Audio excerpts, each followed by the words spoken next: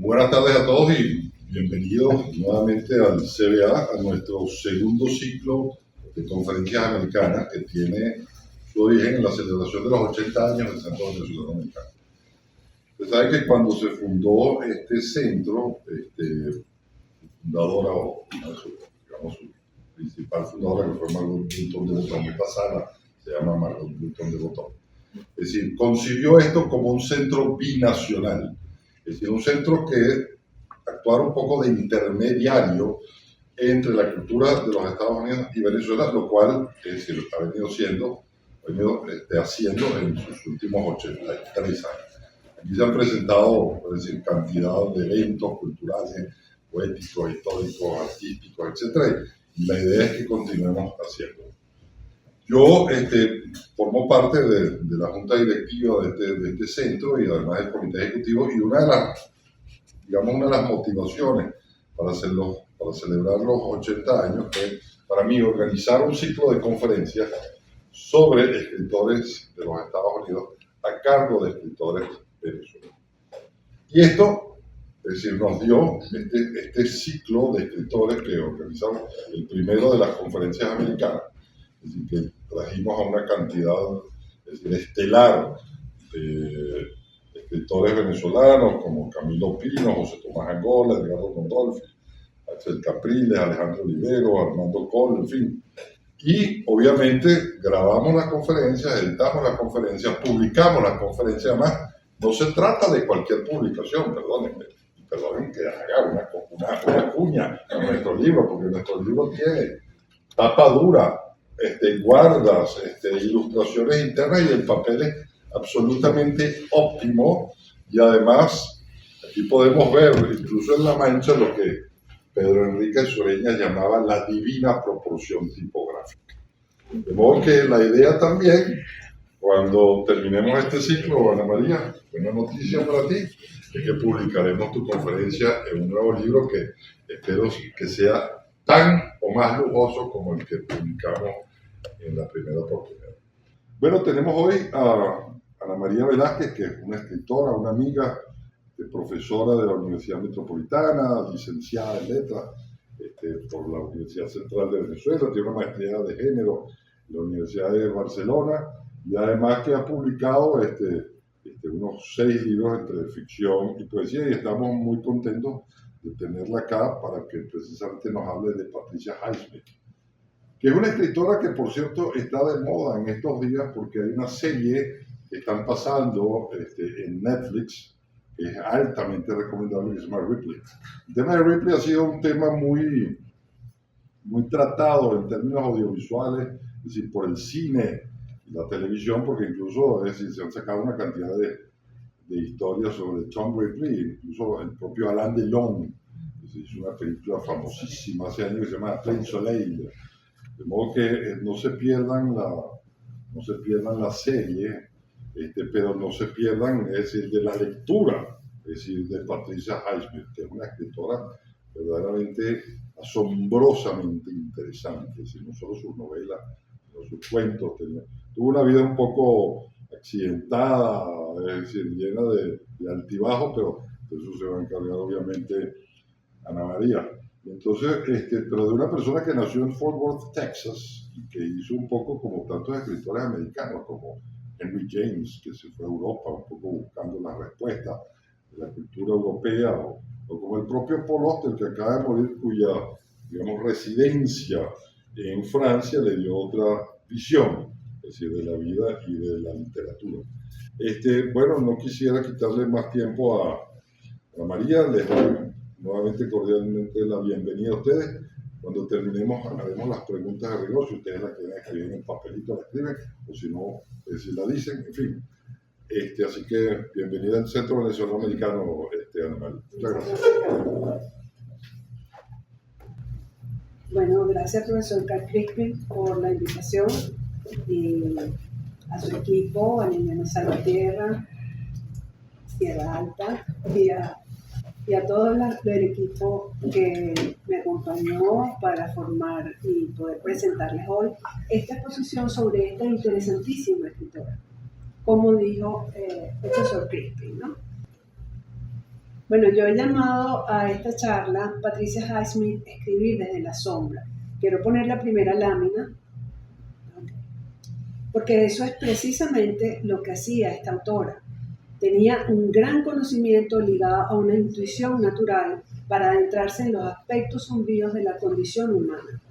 En esa oscuridad en la cual la escritora obliga al lector a reflexionar sobre los altibajos de la vida, las fallas, las carencias, las injusticias, los giros adversos del destino que causan dolor y sufrimiento al ser humano. Highsmith es la autora norteamericana más reconocida del género thriller de suspenso o novela de suspense, como se llama en Estados Unidos. La autora trajo sobre sí tanta curiosidad como sus novelas a llevar una vida llena de viajes y exilios en diversos países de Europa. Es verdad lo que dice Carr, tuvo una vida de muchos altibajos y buscó en Europa respuestas a las preguntas ontológicas que nos hacemos todos los seres humanos. Dejó escritas más de 8.000 páginas en unos diarios que ella llevó durante toda su vida y donde registró cada uno de estos viajes y los lugares que visitó. Posteriormente, estos diarios se convirtieron como un reservorio donde ella anotaba datos de los sitios donde iba para poder crear sus personajes y los ambientes donde ellos se movían. En 1995, cuando estaba en el hospedales de la Carità, que es Caritas, ¿no?, en Locarno, Suiza, a punto de morir, habló de esos diarios. Fue la primera vez que habló de esos diarios. Y cuando entraron al apartamento no los encontraron. Entonces llamaron a la policía, se habían robado los diarios, ¿qué pasó aquí? Y resulta que los tenía escondidos en la parte trasera del armario para las sábanas, celosa de que alguien hurgara en su intimidad. Era muy celosa de su intimidad. Fue gracias a esos diarios que sus biógrafos pudieron completar la historia de su vida y los procesos de escritura de su obra, que hoy en día es que se conocen, puesto que estos diarios fueron publicados en el 2022 por Anagrama. O sea que la vida de ella tuvo también mucha oscuridad, mucha sombra, de la cual sabíamos poco, ahora sabemos más. Ella se acercó a la exploración de la maldad a través del análisis psicológico de la mente de los criminales, nada más y nada. Utilizó para ello la teoría psicoanalítica, que en su época, que fue mediados del siglo XX, habían llegado a los Estados Unidos y se hicieron muy populares. La gente se hacía psicoterapia y psicoanálisis como una forma de utilizar un método que los curara, entre comillas, de ciertas enfermedades que ellos consideraban que tenían, que no eran enfermedades, eran simplemente condiciones de vida, pero así empezó la gente tratando de curarse y vivir una vida más sana a través del psicoanálisis. Asimismo, aunque ella hace una literatura intimista, Patricia Highsmith es heredera de la gran literatura norteamericana que hizo una gran crítica a las sociedades modernas en las cuales el hombre, la mujer, se sienten vulnerables, perdidos o angustiados en un mundo que no brinda muchas seguridades.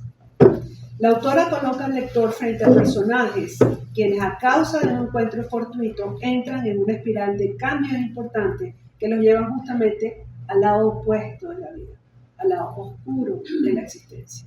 Cercana al sufrimiento, ella escribió en su diario con fecha 1 de enero de 1947, y cito: brindo por todos los demonios, por las lujurias, pasiones, avaricias, envidias, amores, odios, extraños deseos, enemigos reales e irreales, por el ejército de recuerdos contra el que lucho, que no me dan descanso. Yo la escribe ella ya en el 47, apenas en sus 20 años. Como dijo el profesor Crispin, ella nació en Fort Worth, Texas, el 19 de enero de 1921 y se llamaba Mary Patricia Plankman, pero ella nunca conoció a su padre sino hasta la adolescencia. Ella adoptó el nombre de su padrastro Highsmith, a quien ella reconocía como su padre verdadero. De acuerdo a uno de sus biógrafos, uno de los más importantes, Andrew Wilson, quien escribió Beautiful Shadow, A Life of Patricia Highsmith, mantuvo siempre el carácter cerrado y conservador propio de la gente del sur de los Estados Unidos, también como Faulkner, ¿no?, que tenía un carácter un poco hacia lo tradicional, aunque por supuesto tomaban y iban a fiestas y reuniones, pero no se dedicó a la bohemia, como lo hizo la llamada generación perdida de los años 20, una generación anterior a la de ella, que sí se dedicó a la vida de bares y cafés en el París de las entreguerras. y que fue bautizada esa generación por la escritora Gertrude Stein como la generación perdida. La generación perdida porque lo que hacían era tomar todo el día, ir a bares, y entonces ahí creaban su obra, ¿no? Y eso, ellos inventaron el concepto de la escritura de café, o sea, irme al café a escribir con una taza y pasar toda la tarde escribiendo. Está como ejemplo Hemingway, F. Scott Fitzgerald, Ezra Pound, el mismo William Faulkner, aunque él no participaba mucho, Henry Miller. Entonces nosotros vemos que ella es heredera de esta tradición, de estos escritores que ya estaban perdidos en una búsqueda existencial.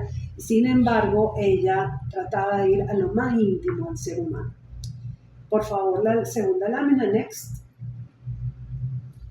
Trabajaba disciplinadamente en sus textos mientras llevaba los famosos diarios, que fueron publicados por Anagrama, como ya les dije, bajo el título de Diarios y Cuadernos de 1941 a 1995 y consta de 1000 páginas. O sea que todavía nos quedan unas 7000 páginas por publicar en su diario y va a haber que leer mucho de Patricia Highsmith. Fue una gran viajera y de esos viajes que quedaron plasmados en su obra, también ella tomó ideas para la serie de sus novelas de suspense como Mr. Ripley, que también viaja por toda Europa. Es un hombre que es un cosmopolita, un hedonista, que vivió también un poco la vida que ella vio que llevaban los ricos norteamericanos expatriados en Europa a mediados del siglo XX. Vivió y estudió en Nueva York, pero también vivió en México, en Alemania, en Austria, en Italia, en Inglaterra, en Francia y en Suiza, donde se radicó en los últimos años de su vida. Su animal preferido, fíjense, era el caracol. Eso ya nos da la idea de la imagen del viajero que lleva su hogar encima. Ella no necesitaba realmente tener un hogar, sino que ella misma se lo iba a crear, como el caracol que siempre carga con sus cosas sobre sí. Next, por favor. Fue autora de 23 novelas, 11 colecciones de cuentos y 3 libros de ensayo, del que destaco en esta lámina Plotting the Writing Suspense Fiction, una especie de guía para la escritura de género de suspense, en el cual ella se hizo famosa y ella enseña a los demás autores a escribir. Todos sus libros tienen criminales, asesinos, aparecidos, locos, desadaptados sociales, y ella en todo esto, ella lo va a exponer en este libro, con lo cual es fascinante también ver qué técnicas utiliza ella para que no sintamos que estos personajes son repulsivos, o si lo son, podamos mantener la atención sobre el libro para ver qué va a pasar, si lo van a agarrar, si no lo van a agarrar, qué es lo que ella va a hacer. La innovación de ella es que ella habla desde la mente del criminal, no desde la mente de los detectives, que son los que persiguen al asesino. ¿Okay? La autora comenzó a escribir desde muy joven. Ella ya en la década de los 40 del siglo XX había ido a la escuela Barnard, que es la escuela de señoritas del Columbia University of New York. En ella estudiaba literatura inglesa. Escribía y publicaba todo el tiempo en los periódicos de la época. Incluso cuando fue ya post-mortem en el año 2001 y 2002, a ella le publicaron una colección de cuentos, Nothing That Meets the Eye, se llama, una colección de historias de Patricia Highsmith. Se sentía atraída por los personajes oscuros, que mostraban ciertas características de maldad o eran obsesivos.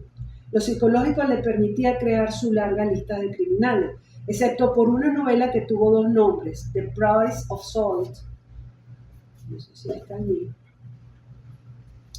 of Salt, de 1952, publicada con el seudónimo de Claire Morgan y republicada en 1990 como Karen.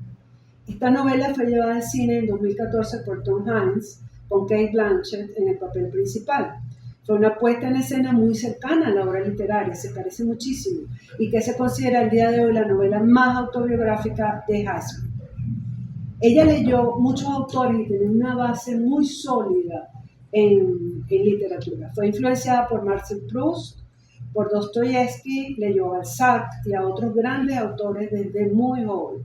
Su minor universitario lo hizo en talleres de escritura y de guiones. Sus primeros textos fueron publicados por la misma editorial de la universidad y por el The New Yorker, que es un periódico que publica siempre autores interesantes, innovadores o que están comenzando su espiral ascendente y que tienen mucho talento. Eso es lo que hace el New York. Lo que le dio mucho prestigio y algo de dinero, porque ella pensaba vivir desde que empezó a estudiar, vivir de lo que ella hiciera literariamente. Trabajó haciendo cómics, ella hacía los cómics y también los guiones para teatro de Broadway o algunos inclusive para el cine. Hasta la década de 1960 no fue reconocida como una escritora importante, sino como una escritora de novelas de suspenso, de que más tarde y aún hoy en día están llenas todas las plataformas de streaming con series y películas de este género. Así que puede considerarse que Patricia Highsmith es una pionera o una adelantada a su época. Hay un gran crítico literario, Todorov, que decía que los crímenes del siglo XX sustituyeron a los fantasmas del siglo XIX. A todos los fantasmas de Edgar Allan Poe, aquel miedo, los castillos, ya llegó el esqueleto, ya llegó el muerto, ahora ya llegó el criminal, ¿no? Ya llegó el killer. Entonces hay más miedo en la época moderna con respecto al killer que con respecto a los fantasmas. La autora vio en Nueva York, en el Nueva York de mitades del siglo XX, el cual tenía una vida cultural y social intensa que ella compartió con sus contemporáneos. Iba a todas las aperturas de exposiciones en galerías de arte con el mismo interés con que fue a ver una de las primeras producciones de un tranvía llamado Deseo, la obra genial de Tennessee Williams. Seguía de cerca el movimiento cultural de Greenwich Village, ya que ella misma vivía ahí. En esas reuniones conoció a Truman Capote, otro gran escritor e innovador norteamericano, y a otros escritores. En esa época el Village era considerado un lugar para experimentalistas de la literatura, del teatro y de las artes, y por supuesto ella fue muy influenciada por estas corrientes. Su gran innovación también fue que ella retomó el gótico de Edgar Allan Poe. Recordemos que el fundador del cuento moderno es Edgar Allan Poe, y no solo desde el cuento, sino del género que acompañaba el cuento moderno en ese momento, que fue el gótico norteamericano o el gótico anglosajón, y ella lo trasladó al siglo XX. Ella estaba muy orgullosa de compartir cumpleaños con Poe el mismo 19 de enero. Por supuesto que Poe nació en 1809 y murió en 1849, víctima de un alcoholismo severo y de una borrachera, y se cayó en una alcantarilla. Pero con la característica que ella buscaría explicaciones al comportamiento desviado, decía ella, los comportamientos desviados de ciertos individuos en las sociedades modernas a través del análisis psicológico y de teoría filosófica como el existencialismo, porque también leyó la teoría de Jean-Paul Sartre, que llegaría a ser traducida en los Estados Unidos a mediados del siglo XX, que fue cuando se conoció. Ella comprendía la doblez humana, la ambigüedad en ciertas relaciones, lo inescrupuloso, fraudulento y lo sombrío que habita el ser humano y que lo puede llevar a saltarse las formas sociales estandarizadas. Mucho del material de sus novelas y cuentos proviene de sus diarios, convirtiéndose estos en una especie de banco de datos, que ya se los dije.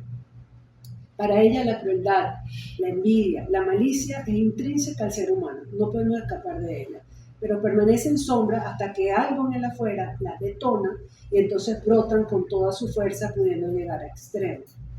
Tuvo una relación muy compleja y tensa por muchos años con su propia madre, con Mary Coates, quien se dice que tomó trementina cuando estaba embarazada de la niña para provocarse un aborto. Entonces vemos desde allí el rechazo materno que ella padecería por el resto de su vida. De niña tuvo que vivir entre Fort Worth, Texas, con su abuela, y New York con su madre y su padrastro Stanley Highsmith. Su madre era una diseñadora de revistas y su padrastro también se movía en ese mundo, pero pasaban tantos altibajos económicos que muchas veces tenían que regresar a Texas a vivir con la abuela y abandonar su apartamento neoyorquino. Y en uno de esos regresos, cuando ella contaba 12 años, los padres la dejaron con su abuela y regresaron a Nueva York. Y ella resintió toda su vida ese abandono y esa separación tan brutal de sus padres. Por su parte, su padre biológico, J. Bernard Plattman, había abandonado a su madre cuando ésta le dijo que iba a dar a luz, entonces no se quedó para ver el nacimiento y la bebé quedó al cuidado de su abuela mientras su madre se marchó al norte a buscar trabajo y medios para sobrevivir. En cuanto a su escritura, Highsmith toma los elementos de la vanguardia norteamericana del siglo XX que fija en el antihéroe el verdadero espíritu de libertad. No es en el héroe, es el antihéroe el que es libre, precisamente porque el mal no tiene principios éticos de los cuales aferrarse, es antiético. Quiso exponer el inconsciente del ser humano, aquello que subyace debajo de la máscara, lo anormal, lo monstruoso, le llamaba ella, que puede llegar a límites inexplicables gracias a los complejos y problemas psicológicos. Entrando profundamente en la problemática social del ser humano existencial que se planteó en la obra de varios intelectuales del siglo XX que se ocuparon de un ser desprovisto de toda ayuda divina, que tiene que luchar solo por la supervivencia y que no puede cesar en su empeño de hacer de su vida algo mejor, no importan los medios. Highsmith creó un famoso personaje, Tom Ripley. Ya en el apellido hay un juego de palabras, Ripley, 2 veces interpretado. Un delincuente menor que termina en asesino al usurpar la personalidad de su admirado y envidiado, quizás amado Dickie Greenleaf, un rico heredero que pasaba su vida entre la pintura, la navegación y el dolce far niente en el pueblo de Mongivello, en el sur de Italia, mientras sus padres desesperados le pedían que regresara a su casa en Nueva York para hacerse cargo de la empresa familiar. Tanto Dickie como Mr. Ripley representan la gran causa del ser humano, que es la búsqueda de identidad. Esa es la principal causa de todo ser humano. La gran pregunta que rondó toda la obra de Highsmith es: ¿quién soy yo? ¿Somos la suma de la conciencia o estamos hechos de la percepción o proyección de los otros, de las otras, sobre nosotros? Voy a exponer 3 de las novelas en esta charla más emblemáticas para comprender mejor el planteamiento de la autora. Extraños en un tren, que fue escrita en 1950 y llevada al cine por Alfred Hitchcock en el 51 y reversionada infinidad de veces en la televisión y en otras películas. Carol, que es The Price of Salt, de 1952, y la serie Mr. Ripley, que voy a hablarles justamente del talent Mr. Ripley, el talentoso Mr. Ripley. De las demás solamente lo voy a hacer nominativamente porque sería muy larga entonces esta conferencia. Este personaje además tan siniestro y tan cruel la acompañó a ella durante toda su vida, durante más de 40 años. O sea que ella mantenía una relación literaria bien profunda con estos aspectos oscuros de la existencia. Next. Extraños en un tren, esta fue llamada Pacto Siniestro, la llamó así Alfred Hitchcock, y fue un gran éxito en su momento y todavía sigue siendo una película exitosa. El argumento de esta novela es interesantísimo porque se basa en el intercambio de asesinatos. Uno de los personajes, rico, malcriado y alcohólico, Charles Anthony Bruno, se encuentra en un tren con Guy Hills, pero también aquí hay un juego porque puede ser Guy al estilo francés, ¿no? Guy Hills. Un brillante y joven arquitecto que está inmerso en el bullente mundo inmobiliario neoyorquino y de la Florida. Es una contrapartida de Bruno. Pronto, Bruno le ofrece, medio en broma, hacer un pacto. Bruno mataría a la problemática esposa de Guy, Miriam, que se negaba a darle el divorcio, y este mataría al padre de Bruno para que aquel pudiera heredar y dedicarse a la vida hedonista, que era lo que él quería. Guy abandonó el tren sin percatarse que estuvo conversando con un despiadado hombre inescrupuloso que no tardaría en ir a buscar a su esposa y matarla en Texas. Y eso fue lo que hizo, ¿no?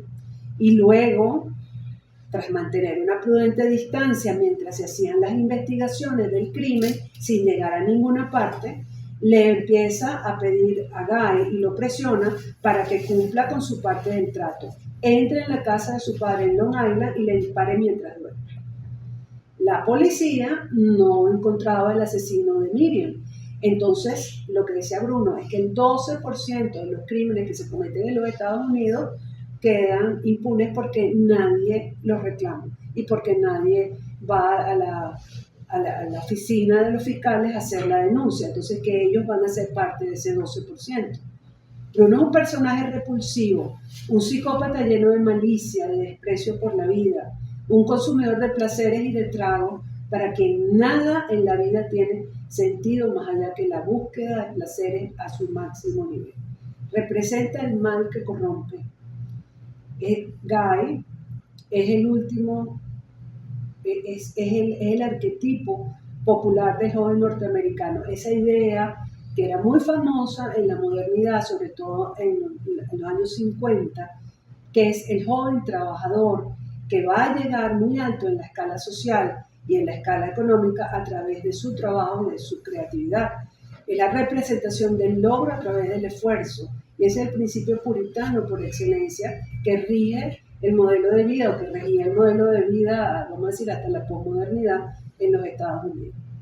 Él se estaba divorciando de Miriam, una mujer a la que al principio amó profundamente, pero que ahora odiaba por su andanza con otros hombres. Y se iba a casar con Anne Faulkner, una muchacha adinerada cuyos padres también vivían en Long Island. Ella se dedicaba al diseño y su familia había aceptado a Guy, a pesar de que aún no era rico, por ser un buen prospecto, decían sus padres.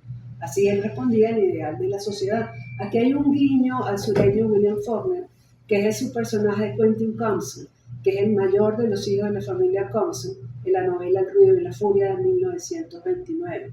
Es un chico que aparentaba ser el típico estudiante universitario de Harvard, la joven promesa de la sociedad, pero que al final no puede con el pesado legado familiar tradicional y se suicida.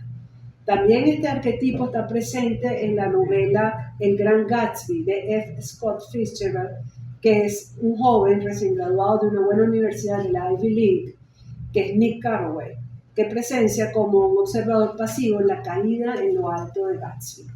Este personaje de Fitzgerald es el que dice las famosas palabras finales de la novela, que es un llamado de atención hacia la necesidad del regreso a las propias raíces del pueblo norteamericano. Unos párrafos que eran leídos a los soldados durante la guerra porque se creía que representaban el verdadero sentir norteamericano. En ellos el autor, en boca de Nick, exhorta al pueblo a volver al Midwest, a sus casas familiares, a sus juegos en la nieve, a sus trenes que cruzaban el país. Es donde nace el famoso Go West, como el regreso a la verdad y a la pureza en contra de la decadencia de la metrópoli. La novela produce cierta ansiedad al leerla, o sea, si empiezan a leerla ahorita, no lo hagan esta noche, esperen la luz del día, porque a medida que transcurre la narración vemos cómo Guy se va debilitando, se va volviendo monstruosa su alma, va perdiendo oportunidades, comienza a beber en exceso, abandona su proyecto de vida, aunque ya le habían dado varios encargos importantes para la construcción de edificios. Al final, tras el acoso que le monta Bruno, que empieza, incluso se le metió hasta en la casa, se desmoraliza y se convierte en asesino. Comienza la investigación policial, pero no dan con el asesino. Tampoco la policía de Texas sabe quién pudo haber matado a Miriam. Aquí hay una crítica a las sociedades modernas en las cuales el mal a veces pasa desapercibido porque los mecanismos de autoridad no funcionan o están viciados. Ambos asesinos quedan libres de sospecha, al igual que pasa con Tom Ripley. Luego la misma conciencia de Guy lo hará confesar su crimen, y así nosotros vamos a ver cómo cae un personaje bueno y noble en el abismo y en la oscuridad, por un simple encuentro fortuito, algo que no tenía por qué pasar. De acuerdo a su biógrafo Andrew Wilson, Highsmith trabajaba muy rápido, creaba las escenas y las terminaba el mismo día, yendo de inmediato al punto con eficacia y economía del lenguaje, porque decía que si una escena costaba mucho escribirla, ese cansancio del escritor se iba a notar en las páginas y estas quedarían rígidas y acartonadas. Esta novela la empezó a escribir en 1947, a la vez que estaba leyendo Crimen y Castigo, buscando los paradigmas morales de Dostoyevsky para justificar el crimen. Recuerden que Dostoyevsky justificaba, o sea, había razones morales para justificar el crimen por causas humanitarias, ¿no? Ella pensaba que Dostoyevsky era un maestro y que esta novela podía ser su gran novela detectivesca, y lo fue. Le dio mucho prestigio y también muchísimo dinero, con lo cual ella pudo ir después a Europa. Y por supuesto esta novela fue muy influenciada por Edgar Allan Poe. Otro aspecto que aparece aquí muy importante es la alteridad, la dualidad, el doppelganger, del cual vamos a hablar más adelante, que es la personalidad doble, ¿no? La fractura interna, la complejidad. Es como que fuera de mí hay un doble en el que yo veo mi propia fractura interior. Lo voy a decir un poquito más adelante. ¿Okay? Ese tema para ella era muy importante. La personalidad entonces es una máscara bajo la cual se esconden todas las pasiones primitivas: el odio, el rencor, la envidia, el resentimiento, también el amor y el deseo. Pero por las normas sociales esto no puede ser expresado. El amor homosexual, que también está un poco esbozado en Bruno, tampoco puede ser expresado en una sociedad tan cerrada y puritana como la que ella vivió en ese momento, ¿verdad? En su obra hay mucha angustia y mucha incertidumbre por la vida, ¿no? Es la misma angustia existencial. Y puede ser, ella plantea que la angustia existencial puede llevarnos a insertarnos en espirales de amoralidad, de descontento con uno mismo y de cuestionamiento de quiénes somos en la vida y qué roles nos tenemos que calar, como quien dice, ¿no? Guy es uno de sus personajes buenos, pero se siente arrastrado a la perdición, al igual que Dickie Greenleaf en la otra novela, El talento de Mr. Ripley, porque son atraídos por el poder que el mal ejerce sobre ellos. En el fondo hay una lucha que busca vencer al mal, o sea, el bien debe prevalecer sobre el mal, o la vida sobre la muerte, pero no siempre se consigue. Eso es lo que ella quiere decir un poquito más profundamente. Voy a pasar a la próxima novela, que es Carol, Next. Esa novela es muy interesante y justamente fue publicada bajo otro nombre y con el seudónimo de ese que ven allí, de Claire Morland, porque ella no quería que su mamá viera la novela sus propias relaciones o sus propias tendencias bisexuales. Fue republicada en 1990 con el nombre de Carol y ya con la firma de la autora, Patricia Highsmith. Como se ve, la madre jugó un importante papel en la vida, incluso en la escritura de la autora, ¿no? Y esta es la novela más autobiográfica de la autora, que retrata un episodio de su misma vivencia. Y ella misma lo dice, cito: la inspiración para este libro me surgió a finales de 1948, cuando vivía en Nueva York. Había acabado de escribir Extraños en un tren, pero no se publicaría hasta finales de 1949. Se acercaban las Navidades y yo estaba un tanto deprimida y bastante escasa de dinero, así que para ganar algo acepté un trabajo de dependienta en unos grandes almacenes de Manhattan. Eso es típico, que en las Navidades la gente joven busque trabajar en los grandes almacenes de Manhattan porque colapsan con las cantidades de personas comprando. Es una tradición muy anglosajona las compras en Manhattan, ¿no? Eso se conoce como las aglomeraciones de Navidad, dice ella. Creo que aguanté 2 semanas y media. Una mañana, en aquel caos y ruido, apareció una mujer rubia con un abrigo de piel. Se acercó al mostrador de muñecas con una mirada de certidumbre. Debía comprar una muñeca u otra cosa. Y creo recordar que se golpeaba las manos con un par de guantes, con aire ausente. Quizá me fijé en ella porque iba sola o porque su abrigo de visón no era algo habitual, porque era rubia y parecía irradiar luz. Con el mismo aire pensativo, compró una muñeca, una de las 2 o 3 que le enseñé, y yo apunté su nombre y dirección en el impreso porque la muñeca debía entregarse en una localidad cercana. Era una transacción rutinaria, la mujer pagó y se marchó, pero yo me sentí extraña y mareada, casi a punto de desmayarme y al mismo tiempo exaltada, como si hubiera tenido una visión. Como de costumbre, después de trabajar, me fui a mi apartamento, donde vivía sola. Aquella noche concebí una idea, una trama, una historia sobre la mujer rubia y elegante del abrigo de piel. Escribí unas 8 páginas a mano en mi cuaderno. Era toda la historia de Price of Soul, todo en 8 páginas. Así se llamó originalmente Carol. Nutrió de mi pluma como de la nada, el principio, el núcleo y el final. Tardé 2 horas o quizás menos en hacerlo. O sea, que ella quedó impactada con la imagen de esta mujer y eso fue como lo que detonó su escritura. Harper and Bros rechazó de plano esta novela por ser subida de tono. Así que la autora se ve obligada a buscar a otro editor y en 1952 se publicó en tapa dura, así como tiene Carl el libro, que nos van a publicar tapa dura, que es importante, de Price of Soul, y obtuvo un gran éxito posterior en la edición de bolsillo, porque en Estados Unidos hace primero tapa dura, coge ideas, Carl, y después hace la edición de bolsillo, que es un poco más económica. ¿Sí? Lo que muestra Smith en esta novela es la ambigüedad en las relaciones humanas. Y dentro de esta misma ambigüedad puede nacer el amor o puede seguir siendo una simple amistad. Carol y Teresa son 2 mujeres de origen distinto, de vidas muy opuestas, que un día por destino se encuentran. De ese encuentro surgen muchos problemas, pero también es lo más cercano a la felicidad que ambas han conocido hasta entonces. Se inspiró en la vida real de la autora y en su relación con Virginia Kent Catherwood, una rica mujer esposa de un banquero, quien sufrió el mismo final que Carol, que un tribunal le quitara a su hija por causa de un adulterio y lesbianismo.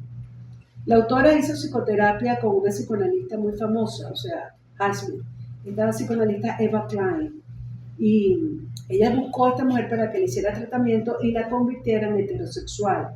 Para la época, la bisexualidad era considerada en Estados Unidos una enfermedad mental, que con el debido tratamiento podía revertirse. El psicoanálisis se basó en la teoría de Sigmund Freud y se basó en los hechos de su infancia, sus problemas afectivos con su madre y un posible abuso sexual que le había ocurrido en 1926, con 4 años, cuando 2 vendedores puerta a puerta entraron a su casa, la llevaron a la cocina y ahí la tocaron. La autora quiso casarse con el escritor británico Mark Blundell, un hombre muy tolerante a la transexualidad de Highsmith, porque yo creo que si estuviera el día de hoy, ella sería considerada una persona bisexual y transexual. Ella analizaba sus secciones con la doctora Klein y fantaseaba con ser tratada como una mujer confundida en su sexualidad, pero también como un hombre castrado viviendo en el cuerpo de una mujer. De allí los altibajos de su vida. Ella pensaba que para sobrecompensar las fallas maternas debía entrar en relación con otras mujeres. La terapia la obligó a reflexionar sobre la naturaleza de sus relaciones y de ahí sacó material para una novela. Es bien paradójico que ella acudiera al psicoanálisis que la iba a ayudar a ser normal y terminó por ayudarla a escribir una de sus novelas más famosas. Highsmith se ocupa de lo imposible, lo imponderable, los inconclusos momentos de la vida, cuando el deseo, la necesidad, el complejo, la soledad, la tristeza, llámenlo como quiera, nos empuja a buscar en el afuera un sentido de la existencia. No todo se puede ir en lágrimas y suspiros, parece decir la autora, a veces hay que arriesgar.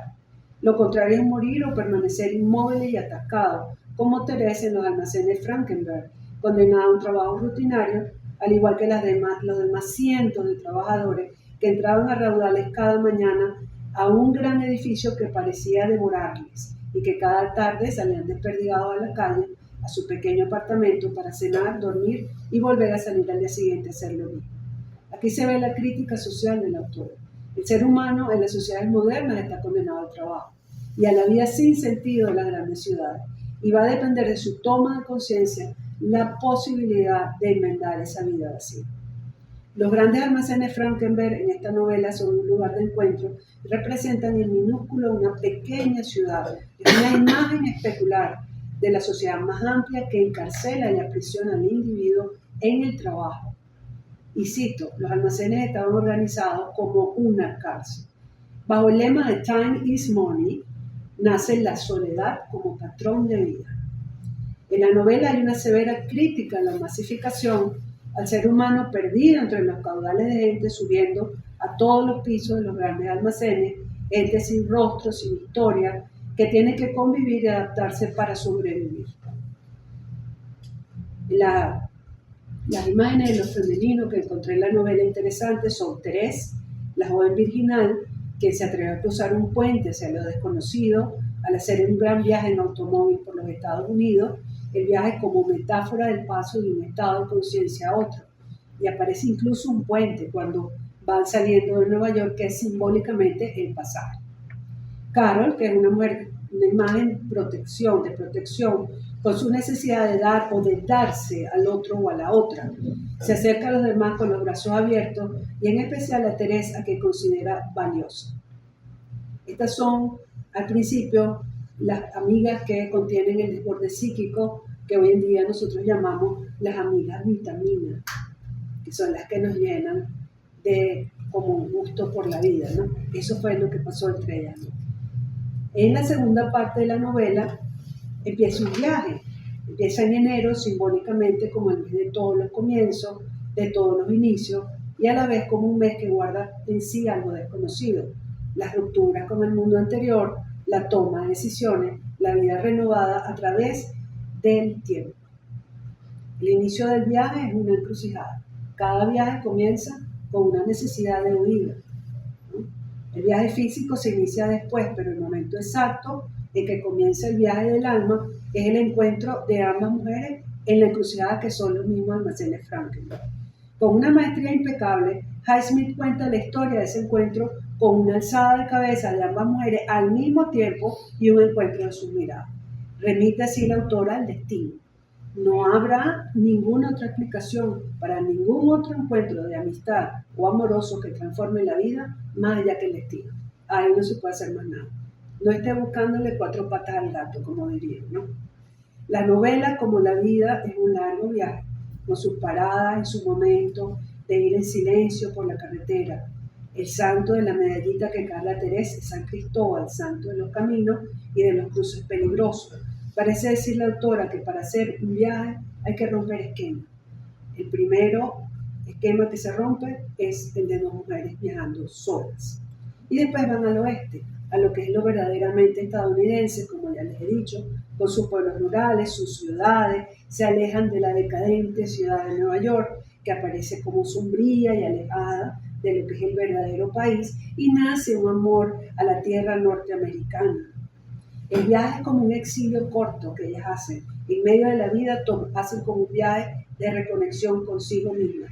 Se dejan atrás toda la seguridad para entrar en lo desconocido y eso trae emoción. Y volvemos a esas palabras de F. Scott Fitzgerald, let's go west, vámonos al oeste, como forma de conexión con lo originario, con la tierra que verdaderamente indica pertenencia. Es el viaje de Tom Sawyer por el río Mississippi, recuerden Mark Twain, el viaje del pionero norteamericano hacia regiones desconocidas, el viaje del anónimo cabalgante de la noche que llega a la mansión sombría en el cuento de Edgar Allan Poe, La caída de la casa Usher. Es el viaje, el mismo viaje que es básico en la literatura norteamericana. No existe ningún escrito en el siglo XX que no lleve la idea del cambio, la transformación del viaje o incluso en Extraños en un tren de la movilidad, de la movilidad, del auto, del tren o incluso del avión, ¿no? Ellas toman la carretera que conduce a Chicago, pasan por Pensilvania, ven un pueblito holandés donde comen una merienda y empiezan las asociaciones porque en Nueva York también hay mucha presencia holandesa, ¿no? De los primeros pobladores. Y ellas hablan de un delicioso jamón ahumado, con leña y especias al estilo europeo. Cruzan Ohio, llegan a Chicago, siguen hacia Freeport y Galena, Waterloo, van a Wyoming, Nebraska, Salt Lake City, Denver, Colorado Springs y finalmente llegan se quedan en Colorado Springs y Carl se tiene que devolver a Nueva York. Es un viaje sin una meta específica, es el mismo viaje de la vida. Se hace un plan en la vida, pero no resulta, se toma otro camino, alguien tiene que regresarse al principio, ahora hay que ponerse a trabajar, ahora viene el disfrute, ahora se conocen nuevas personas, ahora se pierde, ahora se llora, ahora se sufre. El viaje de la vida es como el ancho mar cambiante y a la vez acogedor. Es un viaje que nutre el alma, es un viaje importante que contribuye a conocer las fortalezas y a transformar las debilidades. Ahora voy a pasar a la última novela, que es el viaje de Ripley, el ciclo de Ripley, Next. Okay. Este es un ciclo fascinante que escribió la autora que consiste en 5 novelas escritas con el mismo protagonista en diferentes etapas de su vida, Tom Ripley. En 1955, El talento de Mr. Ripley. Esa es la más conocida, que es la que habló el profesor Crispin, A pleno sol, con Alain Delon de 1999, dirigida por Anthony Minghella. Y después viene, Anthony Minghella hace después en Nápoles, con Matt Damon, Jude Law, Cate Blanchett y Philip Seymour Hoffman como Freddie Miles, hacen también el talent Mr. Ripley. Y en el 2024 aparece la miniserie de Netflix dirigida por Steven Zaillian con Andrew Scott como Ripley, un poco mayor, pues el autor inglés tiene ya 46 años y el personaje Ripley rondaba los 20 en la novela 20-25, ¿no? Después tiene La máscara de Ripley, que era Ripley on the Run, que es de 1970. Y aquí él aparece otra vez Ripley ya intachable, casado con una mujer hermosísima, francesa, heredera de una gran fortuna, viviendo en una lujosa finca cerca de París, y lleva una existencia apacible estudiando francés y escuchando música, pero sigue con la manía de los asesinatos, por supuesto. Eso no lo salva. En la tercera novela, ya lo conocemos al personaje. El amigo americano, esta también es muy interesante, porque fue llevada al cine en el 77 por el director alemán Wim Wenders, bajo el nombre de, esto sí se lo dio alemanes, Der amerikanische Freund. En el 2002, otra producción, El juego de Ripley en España y El amigo americano en Hispanoamérica, la dirigió Liliana Cavani y fue protagonizada por John Malkovich, que queda perfecto para el papel de Ripley. Y fue estrenada en el Festival Internacional de Cine de Venecia en el 2002. En 1980 hizo Tras los pasos de Ripley, The Boy Who Followed Ripley. Esta película, de este libro, se hizo una obra de teatro en 2014 que se llama Switzerland y que no he tenido oportunidad de ver, de la dramaturga australiana Joanna Newell-Smith, y es la historia de un joven editor de Nueva York que va a los Alpes suizos para persuadir a la famosa escritora Patricia Highsmith, ya envejecida, de que escriba una última entrega de la serie Ripley. Esto va a ser interesantísimo cuando lo vean en el cine, así que tenemos atentos, ¿no? Es interesantísimo. Ahora vamos a ver, y también fue filmada una película donde hay un muchacho muy joven que persigue a Ripley por toda Europa, ¿no? Después viene Ripley en peligro, que es Ripley Underwater. Vamos a hablar del talento de Mr. Ripley, que es la novela como más emblemática y la que da inicio a todo el ciclo de Ripley. Allí hay un juego con el nombre, que es Ripley, 2 veces interpretado. También Greenleaf, el apellido de Dickie, que es el antagonista de la novela, alude a lo verde, al crecimiento de la planta, a la esperanza, que puede ser interpretado simbólicamente como el cambio o florecer en la vida. También hay una adaptación del nombre judío Grünblatt, que se usó como Greenleaf en los Estados Unidos, pero es un nombre alemán de Grün, que es verde, y Blatt, que es hoja. Entonces indica un nuevo comienzo para Ripley. Ahí ella va dando claves, pequeñas claves, de dónde va a terminar esto y de qué va a hacer Ripley en esta novela. Él va a renacer 2 veces, va a haber un doble nacimiento, o va a tener doble personalidad. Así que asumirá la suya como Tom Ripley y la de Dickie Greenleaf, de la que se apropia y en la cual él se siente recrecido. Dickie Greenleaf es un joven heredero norteamericano que pasa sus días entre la pintura, la navegación en el pueblo de Mongibello, que es cerca del volcán Etna, en la costa de Amalfi. Lo llamaron Atrani en la serie de Netflix, al pueblito, en el sur de Italia. Un día su padre, Mr. Greenleaf, preocupado por esa vida sin sentido de su hijo, envía a Tom Ripley a visitarlo y convencerlo de que debe regresar a Nueva York a ocuparse del negocio familiar. Pronto Ripley se da cuenta de la gran oportunidad que se le presenta de quedarse a vivir con Dickie y Marge, que es Margaret Sherwood, una novia o amiga de Dickie, que es expatriada norteamericana y que está escribiendo un libro sobre Mongibello.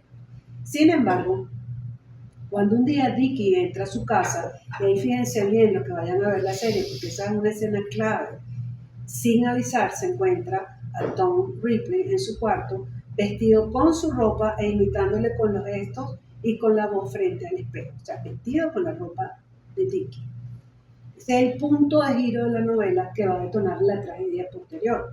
Alarmado, Dickie se lo cuenta a Marge y ambos deciden alejarlo de su vida, excluyéndolo de un viaje a Cortina donde esquiarían en diciembre con un amigo de Dickie, Freddie Miles, otro millonario que vive entre Italia y Austria mientras supuestamente escribía una obra de teatro. Los elementos ya están dados para que ocurra el crimen y para que Ripley se apropie de todo lo que era de Dickie, empezando por su identidad, se haga pasar por él y disfrute de un jugoso fideicomiso que va cobrando Dicky todos los años, todos los meses, y del cual él vive y no piensa trabajar nunca en su vida. Su meta es la apropiación para beneficio propio y no tiene escrúpulos. Al final Ripley mata a Dicky y también a Freddie Miles, porque Freddie Miles comienza a sospechar de él. Y se enreda representando las dos personalidades, la suya y la de Dicky, ante la policía italiana, hasta lograr huir a Grecia. En la novela huyó a Grecia y se quedó multimillonario, pero en la serie no. ¿Y por qué no? Porque si hay 5 obras de Ripley, la serie apenas está comenzando la temporada 1. Ahora es que nos queda Ripley, ¿no? Ahora es que nos queda Ripley. Se puede ir leyendo tranquilamente de las 5 novelas y vamos a disfrutar muchísimo viendo la representación. Highsmith va a ahondar en la justificación de este crimen, porque va a pintar la historia de un triste niño Ripley, quien había perdido a sus padres en un accidente de navegación. La separación y el desamparo aparecen como principales características en la interioridad de Tom Ripley. Fue un niño que se quedó en la orilla de una bahía en Boston esperando a sus padres mientras estos se estaban ahogando en el mar. Pasó a ser cuidado por la tía Dottie, que resultó ser una persona ajena y lejana a los afectos del niño. Así se disocia de la realidad y hace pactos con el lado oscuro. Crece como un oportunista, un fraudulento contador que hacía trampas para sobrevivir en el mundo. Cuando vive su gran aventura en Europa, que es su primer viaje a Europa, junto a Dickie Greenleaf, el rico y despreocupado heredero, se va a producir paulatinamente la aniquilación de la personalidad de Tom y la ruptura total con la realidad. Ahora, en el pueblo del sur de Italia, Mongibello, aparece un Tom renacido que tratará de adueñarse de todo el dinero posible para vivir la gran vida que él merece. Él siente que la vida le debe algo, se lo va a cobrar a Dickie, no solo en dinero, sino en estilo de vida, y va a disfrutar de todo lo que tenía que disfrutar Dickie. Lo mata, y ya lejos de Mongibello, radicado en Roma y supuestamente tomando clases con un maestro de pintura para mejorar su técnica, él mejorará la vida de Dickie en su representación, eligiendo la clase de vida que Ripley creyó que era mejor para él. En este intercambio de personalidades reside el argumento de la escritora y su respuesta a la pregunta ontológica acerca de la identidad, pregunta primordial en el desarrollo de toda la identidad y que en el mundo moderno queda al azar. Fíjense que siempre le preguntan a las personas o a los jóvenes quién eres tú, que vas a estudiar, y siempre hay como una cierta ambigüedad. Bueno, yo voy a estudiar tal cosa, pero de repente pudiera ser chef si me voy al exilio, ¿no? Si me quedo en Venezuela sería otra cosa. Siempre en las sociedades modernas se asumen unas identidades múltiples. Lo que pasa es que en la novela es todavía más profunda esta ruptura. A medida que se inserta más el ser humano en lo social, más pierde el sentido sobre sí mismo, debido a la exigencia de los demás en cuanto a los roles que uno o una debe cumplir. A esto le llamó el psicoanalista James Hillman la despersonalización y le atribuyó muchos de los males modernos a esta condición. Ya el ser humano no sabe quién es ni cómo debe actuar y va variando de acuerdo a las circunstancias. Encima estamos hablando de un antihéroe inescrupuloso, que es el héroe de la modernidad. No tiene que tener una personalidad muy firme, sino que se va a ir transformando, y ahí entra la gran palabrita de hoy en día, reinventándose a medida que transcurre la vida y surge una nueva necesidad. Esto no es criticable, esto ocurre en el mundo moderno. La innovación que hace Highsmith es que asocia esta ética o forma de ser al mal. Me voy a reinterpretar para hacer el mal y así dejar el ejercicio del mal impune. Hace poco yo escuché a alguien decir que el mal siempre está maquinando cosas, mientras que el bien simplemente anda por la vida, caminando, es preocupado. Así que el mal es más astuto y es el que tiene más poder. No vayamos a creer que el mal también es una mansa paloma, como dirían, ¿no? Tom Ripley, al final, cuando la policía lo tiene cercado, huye a Grecia, abandonando la personalidad de Dickie, a quien la policía atribuye los 2 crímenes cometidos en la novela, el del mismo Dickie, que se piensa que era Tom, y el de Freddie Miles. Se transforma, se reinventa de nuevo, siendo ahora otra vez Tom Ripley, pero enriquecido y dispuesto a vivir una vida de lujos. Highsmith comenzó a escribir El talento de Mr. Ripley en 1952. Fue de Florencia hacia Positano con Helen Hill, una socióloga con quien mantuvo una relación por 4 años de amor-odio. Se amaban pero no se podían ver. La relación era muy mala y una noche Helen tomó 8 pastillas. Highsmith dejó el apartamento y cuando regresó Helen estaba en coma. Logró sobrevivir a este intento de suicidio, pero ya Highsmith no quería seguir su relación con él. En 1953 prosiguió con su escritura. La autora sufrió depresión mientras escribió la historia y le pareció un infierno lo que estaba viviendo a nivel personal. A nivel social no era mejor. Estaba en pleno desarrollo la guerra de Corea, que fue entre 1950 y 53, apoyada por China por el norte y por Estados Unidos por el sur. Estaba en pleno vigor la política anticomunista de McCarthy y había una cacería intelectual. Necesitaba escribir porque ella vivía de su escritura, pero le era imposible hacerlo estando en una relación tan caótica y estando tan convulsionado el panorama sociopolítico. Y es finalmente en 1954 cuando ella logra crear este personaje tan especial que sería el centro de su obra por los próximos 40 años. Lo hizo en solo 6 meses y ella afirmó sentir que Ripley la estaba escribiendo él mismo. Tom Ripley es un personaje complejo, tiene rasgos de ambigüedad psicosocial y también ambigüedad sexual. Por un lado muestra una gran inseguridad con respecto al dinero y por el otro es muy hábil para conseguirlo, porque él era un contador que hacía trapicheos para que el Estado no cobrara completo los impuestos de ricos y adinerados neoyorquinos.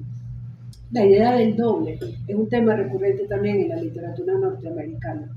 Nace con el famoso cuento que ya les hablé, La caída de la casa de Usher, de Edgar Allan Poe, y sus raíces se mantienen en muchas de las obras de esta autora. En los pares nace la envidia, el anhelo de apropiación de lo que es del otro, porque el ser humano en la modernidad vive en la escisión y es incapaz de cohesionar o integrar los aspectos divergentes de sí mismo o de sí misma. La integración se hace difícil, ¿verdad? También hay una crítica a las clases sociales. Unas son más favorecidas que otras. Unas no tienen que hacer mayor esfuerzo para sobrevivir. Otras tienen que luchar como sea por salir adelante. Hay una brecha social y por tanto hay un desafío al establecer relaciones donde siempre va a estar presente el elemento de la desigualdad y sus consecuencias. Desprecio, sentir que uno es despreciado, perseguido incluso. En esta escena clave de la novela, cuando Ripley se pone la ropa de Dickie y comienza a imitarlo, la autora juega con la imagen del doppelganger, que en la mitología nórdica es el doble andante. Es la idea de que todos tenemos un doble en la vida y que en algún momento lo encontraremos.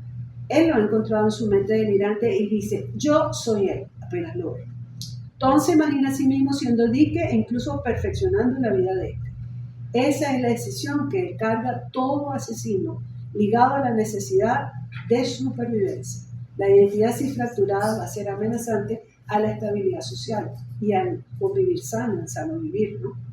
Y por otra parte, ella decía, and the curious truth in human nature is that falsity becomes truth finally. Ella escribe esto en 1949. Y la curiosa verdad de la naturaleza humana es que la falsedad se convierte en verdad al final. Eso ella lo observó muchas veces. Ripley es falso, moral, pero es encantador. Es un encantador de serpiente. Está fracturada en varias representaciones con diversos usos de las máscaras. El antihéroe del mundo moderno está lleno de resentimiento, de frustración, de inseguridades materiales y sociales. Todo eso se transforma en rabia por no haber tenido las mismas oportunidades que él piensa que los demás tuvieron. En un nivel más profundo en la novela de Highsmith aparece el tema de la envidia. Ese es un gran tema. Desde Ajax descuartizando terneros en plena crisis de locura, creyendo que eran sus compañeros de armas en Troya, hasta la telenovela moderna con la mala envidiosa como la principal antagonista de la buena, la literatura ha planteado la envidia como un sentimiento adverso, pero a la vez motivador para la acción humana. Patricia Highsmith, a principios de los años 50, vio en Positano la figura de un joven delgado caminando por la playa y esa imagen fue su inspiración para Dickie Greenleaf, que también es otro gran personaje. Es la idea del expatriado, del hombre o de la mujer, March en este caso, ¿no? Sin sentido de pertenencia ni arraigo, ya que no le importa el arraigo en ninguna parte y no le pesa estar en el extranjero, sino que al contrario le impulsa a seguir las corrientes de la existencia tal como venga. Si es la navegación, que él practica la navegación, bueno, él se va a la navegación. Si él es la pintura, es la pintura. Si son los cabarets de moda, él va a los cabarets de moda. Si quiere ser cantante, es cantante. Pero él no cree en el arraigo y para él el exilio es algo donde él puede pasar su vida sin mayores problemas ni contratiempos, ¿no? En cambio, en Tom Ripley es más complejo. En él se condensan mucha más maldad, envidia y también algún amor hacia Dickie, porque él en algún momento dice, hubiera podido seguir viviendo con Dickie el resto de su vida, viajando y disfrutando de la vida hasta el fin de nuestros días, si aquel día no le hubiera dado por ponerse las ropas de Dickie, o, claro, se recuerda, ¿no?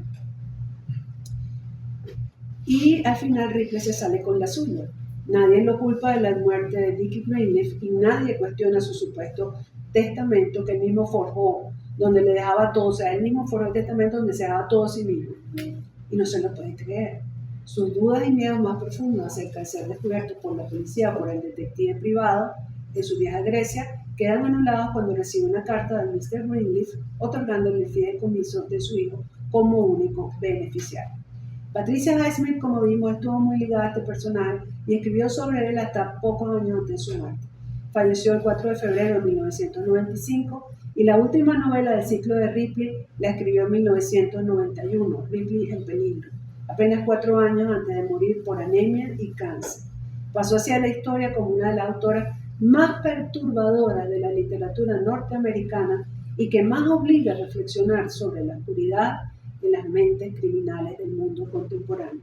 Yo los invito a leerla y a estudiarla, y a que se conmuevan, como me pasó a mí, con la lectura de su fantástica obra.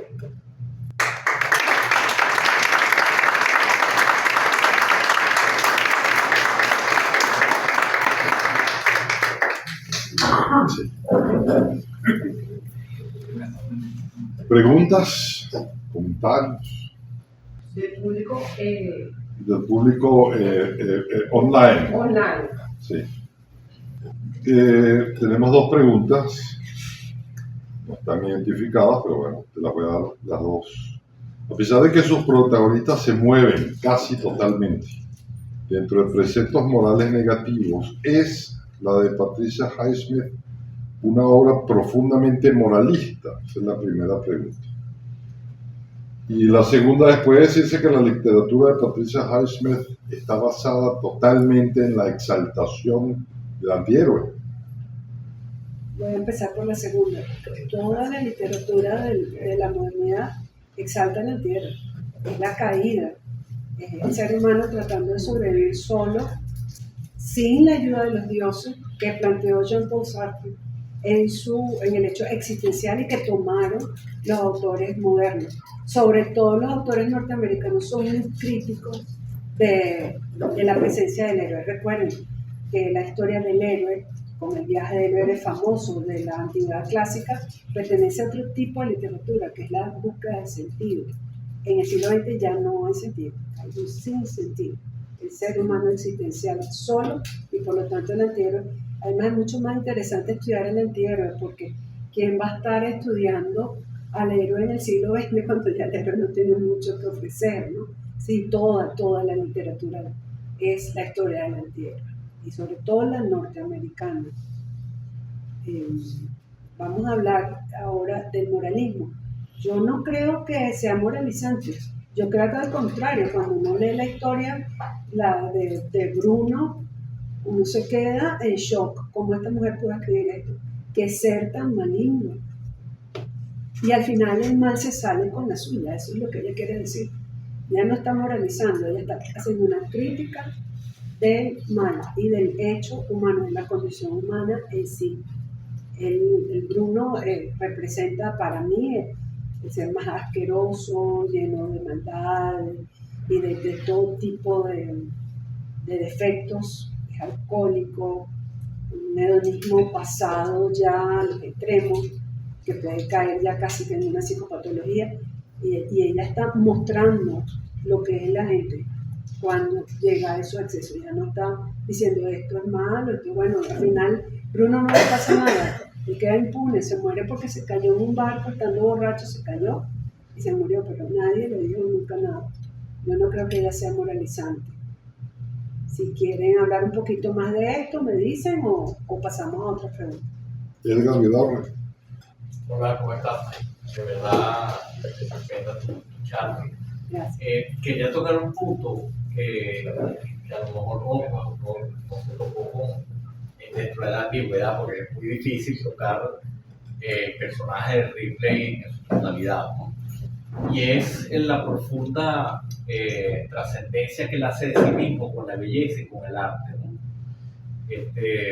Incluso no solo con el arte sublime, sino con el arte oscuro, como el caso de Caravaggio, por ejemplo. Yo no me he leído la novela, pero la sinopsis que leí antes de venir, sé que ella toca ese punto también, ¿no? Y de hecho en varias de las novelas hay muchas vertientes donde él de alguna manera se solaza con la belleza, con el arte, incluso con el arte exquisito. Cuando él se muda a esa villa exquisita, el caso de una de las novelas que hace la película Malkovich, que yo creo que es tal vez una de las mejores, de Cavani, hay una acercamiento hacia la música, incluso la esposa de él, que es la vecinita, él hace todo lo que puede hacer para tratar de llevar a esa mujer dentro del logro artístico. Entonces, es ambiguo que dentro de esa profunda oscuridad emerja esa belleza, no sé si llamarla oscura belleza o cómo, Sí, pero en esa ambigüedad. Sí, es una ambigüedad, porque fíjate, el mismo Caravaggio es un juego de sombras y de luz. Es como si fuera la misma personalidad de Ripley. Cuando lo asesinaron. Ajá. Es como, y también estuvo metido en un mundillo oscuro durante su vida, así que es como una forma, pero eso es en la serie de Netflix. Estafa el Papa, Caravaggio. También, bueno, en la serie de Netflix, pero en la novela no aparece. Pero sin embargo, la sensibilidad por la belleza aparece en Dickey. Dickey era un pintor no muy bueno, pero sí sabía bastante de arte y se había comprado un cuadro famoso de Picasso, que es el que le da después la fortuna a Ripley, la primera parte de la fortuna, porque después se lleva todo lo demás de la casa. Sí, era un amante de la belleza, no tanto Ripley, era más Dickey en la obra original, pero sin embargo sí fue interesante la puesta en escena de la serie de Netflix, porque en Caravaggio exactamente plantea la vida como ese juego en el cual está metido el personaje, ese juego donde nada es lo que parece, todo es representación. Está muy bien la pregunta. Otra cosita, Ana María, muy buena reflexión, me encantó. Que además de que hemos visto casi todas las películas de Ripley, no solo las series, sino las películas. Al aire Love y todo, claro. Mira, estaba yo reflexionando sobre eso que dijiste sobre la sociedad norteamericana y creo que Carlos, no sé si fue Carlos tú misma, que hablaron de Henry James, por ejemplo, de estos personajes norteamericanos. Henry James es un prototipo, ¿no? Que es bostoniano y se va a Europa, a Inglaterra, incluso se nacionaliza británico, ¿no? Entonces, esto que hace ella, que incluso también hace ese periplo, y también lo hace Ripley, y también lo hace Dickey, que es dejar a Norteamérica, dejar a Estados Unidos, e ir como a buscar otro mundo en la belleza de Europa, y en la antigüedad de Europa, y en la exquisitez de Europa. Es como algo así como la caída del alma norteamericana, te pregunto, ¿no? Es como que con la modernidad y con las guerras, bueno, Henry James no está en eso, pero hay como una caída, o una caída progresiva del alma colectiva norteamericana, y vuelven un poco con esa nostalgia europea. Hay como la tierra prometida parece ser Europa, ¿no? Entonces me estaba planteándome que ella también no solo plantea en sus obras, sino que ella lo hace. Es como que estos personajes antihéroes, asesinos, que además son irredentos, que además no sufren castigo, no hay justicia, que es un poco incluso una incongruencia, que uno piensa que hay mucha justicia en el sistema norteamericano. Ella lo plantea como que no, porque nunca el sistema de justicia falla.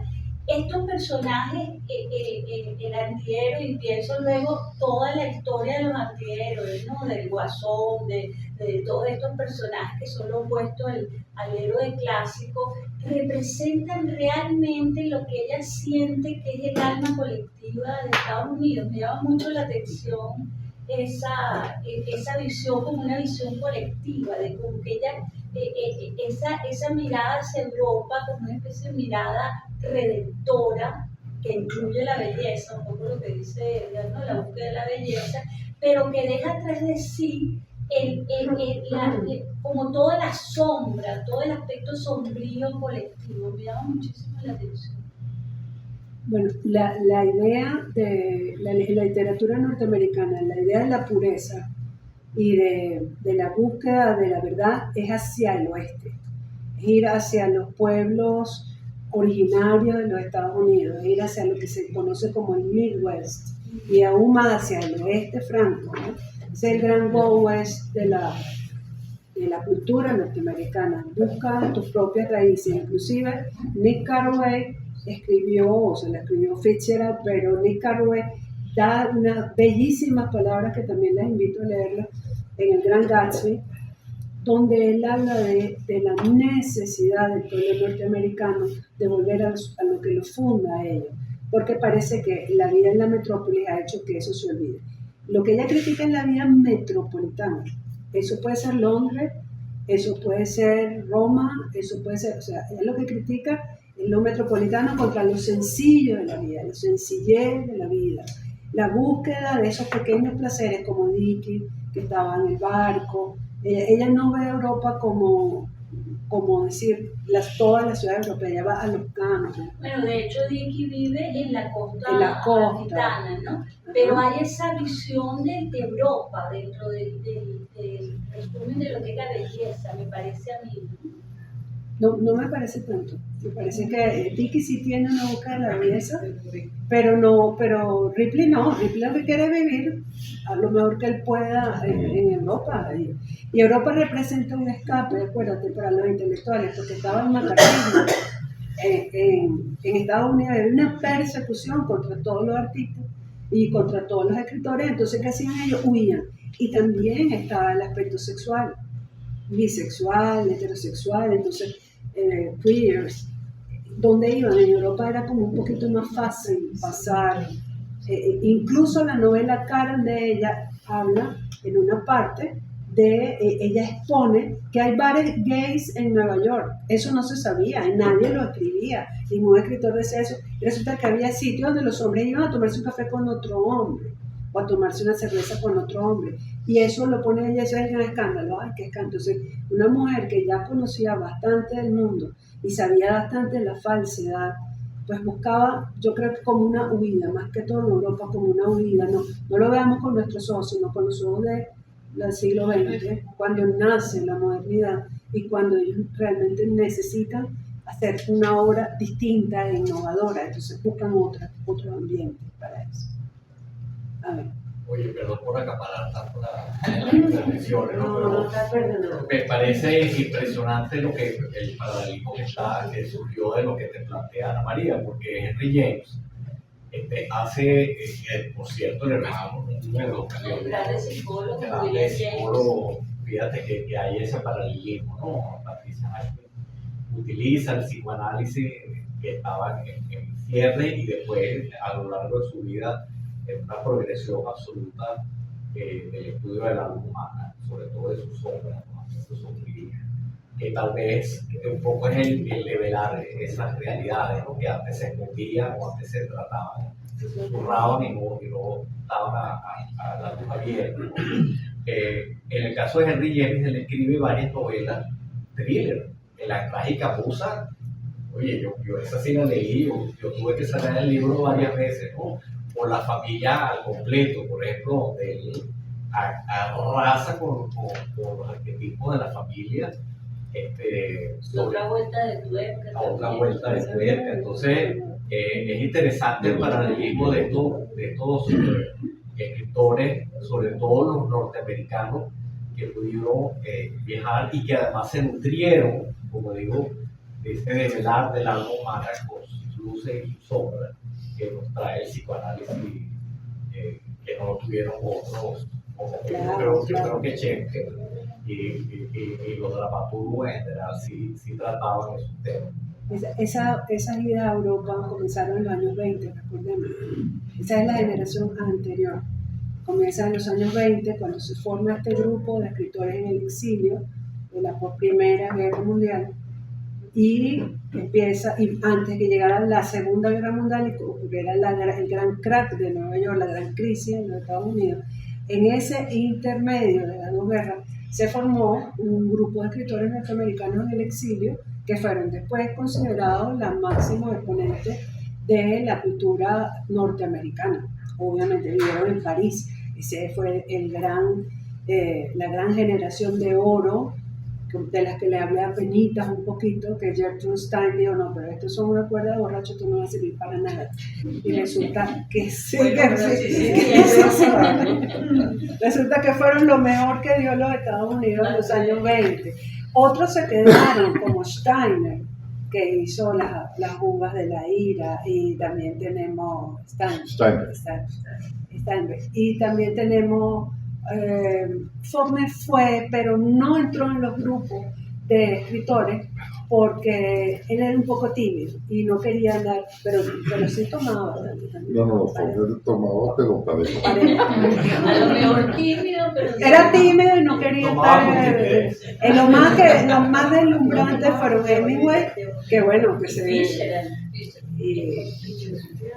Fitzgerald era pues el gran Gatsby era él, pues, el gran dandy. Además, Fitzgerald escribía en los años 20 un cuento para las revistas y ganaba $4,000.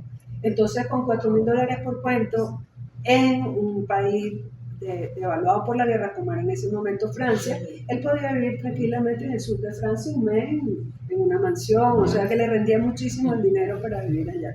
Sí hay una boca en Europa, sin embargo, lo que yo siento es que ahí hay una influencia del ambiente, de la búsqueda de los surrealistas, que quizás ellos no la vivieron y la trajeron a Estados Unidos, pero convertida en la mejor producción norteamericana per se, porque ahí casi no hay rasgos de la vida que llevaron en Francia, algunos que otros rasgos, pero no tanto, excepto Hemingway, que después hizo París era una fiesta, fue como un homenaje al París de su juventud, que sí fue muy bonita, pues, pero realmente ese París fue inventado por el viejo Hemingway, ese nuevo París real. Eso lo inventó él después de muchos años, donde él decía que él había hecho esto y había hecho aquello y tal, pero realmente lo que constituyó su obra, que le dan el Nobel y que lo hace ser el escritor famoso que era, fue El viejo y el mar. Ese fue impresionante, donde él realmente entra en el hecho existencial del ser humano perdido ante la corriente de la vida, y que al día siguiente se tenía que levantar y dice, bueno, tengo depresión, perdí todo, estoy sangrando, no comí, pero mañana tengo que salir bonito a trabajar, a buscar qué hacer. Eso es de los norteamericanos, la aceptación del hecho existencial y la condición humana desprovista de toda ayuda, que el hombre se tiene que llegar a sí mismo. ¿Tú quieres hablar? Antes de darle la palabra a José Sánchez de Cuna, si quisiera hacer una postilla, decir un poco dentro de lo que se está discutiendo. Es decir, los viajes de los escritores y los artistas estadounidenses a Europa, para mí, lo veo desde un punto de vista absolutamente estético y esteticista. O sea, uno lee, por ejemplo, Daisy Miller de Henry James, y uno se da cuenta de la creación de este personaje, qué sé yo, que se pasea por Suiza, en fin, una cosa que busca la estética realmente. Pero la respuesta final estaba finalmente en los Estados Unidos. Steinbeck va como corresponsal de guerra, pero regresa a los Estados Unidos, y todas sus novelas tienen una temática norteamericana. Es decir, los Estados Unidos, y un poco, bueno, yo voy a dar una conferencia sobre Harold Bloom en junio, creo que es un crítico literario. Pero dice Bloom que los Estados Unidos tienen un Dios particular donde es posible realizar, es decir, donde está la tierra prometida, que es la tierra del profeta bíblico. Entonces Sánchez de Cura. Con respecto, Sí, no te vamos a dejar fuera de... con respecto a lo que dijiste, esa búsqueda de la belleza en Europa es una utopía, porque los escritores de los años 20, Alfred Döblin, Robert Musil, Norman Roth, retratan, y Franz Kafka, entre ellos también, retratan la decadencia, al contrario, europea. Y para mí, los escritores, los buenos escritores, los verdaderos escritores y escritoras, retratan justamente la decadencia del ser humano, porque toda novela cuestiona la esencia humana. No solamente la búsqueda implica una búsqueda, pero también pone en evidencia el aspecto más decadente de la sociedad. Entonces, ¿qué buscaban esos escritores en Europa? La belleza, no creo, porque toda la generación de la revolución novelesca de los años 20 europea retrata la decadencia justamente de la cultura occidental. Pero por eso es el paralelismo no con la belleza luminosa, sino con la pura belleza, ¿no? Que la serie de Caravaggio, como decíamos, incluso hasta podía y querían aprovechar para... Ya, espera, no, es que tenemos... adelante. Bien, buenas tardes, profesores. Yo agradezco a la profesora la conferencia, de verdad que ha sido bien nutritiva y bastante compleja. Soy psicóloga y no conozco ni nunca he escuchado ni leído un estudio tan profundo sobre Patricia Highsmith, un personaje sumamente interesante desde el punto de vista psíquico. Y se me han despertado una cantidad de inquietudes escuchándola. Usted que ha podido estudiar su obra y su vida en profundidad, le pregunto, a partir de lo que hemos escuchado de esta autora tan brillante, si realmente los tratamientos o la ayuda psicológica, psicoanalítica que ella recibió pudo tener algún resultado positivo en ella, y el por qué siempre, es una autora que no hizo una persona que no tuvo las introducciones positivas adecuadas a lo largo de su vida, ¿no? Y eso no tuvo un alivio en su trayectoria, en los tratamientos que recibió, qué se sabe de eso, porque siempre casada con la fatalidad, simplemente como o un recurso literario o es su visión fatalista. ¿Es una visión fatalista todo el tiempo?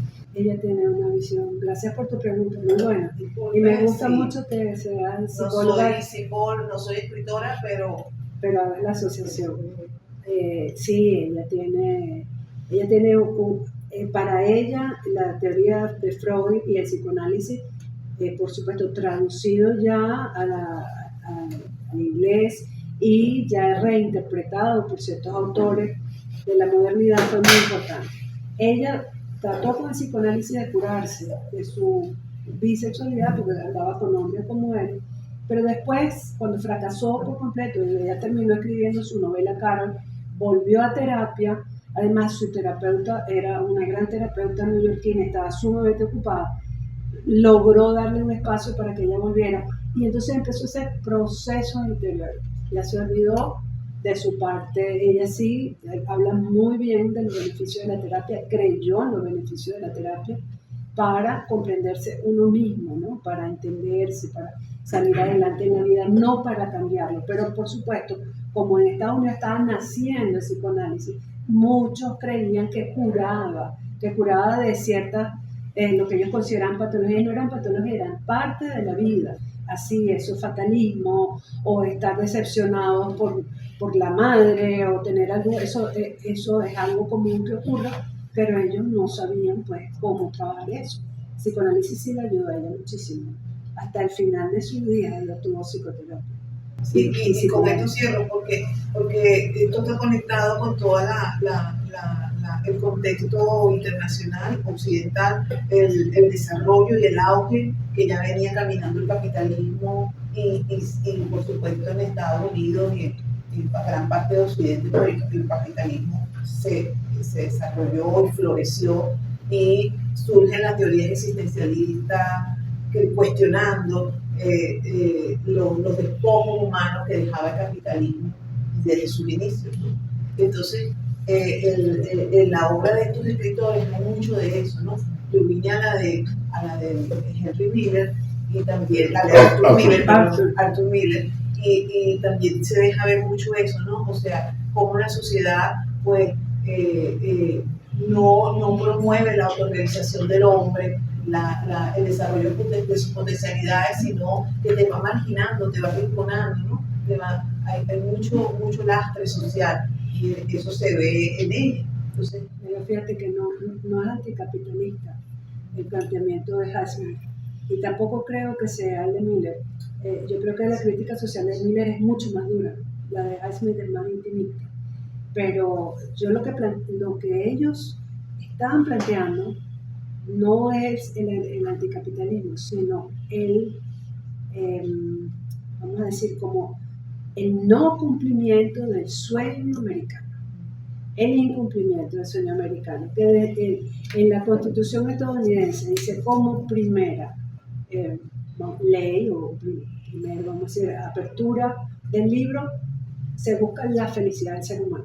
Entonces algo no está funcionando dentro de este sistema porque los seres humanos no estamos siendo felices, estamos llenos de complejos, de problemas, de individuos.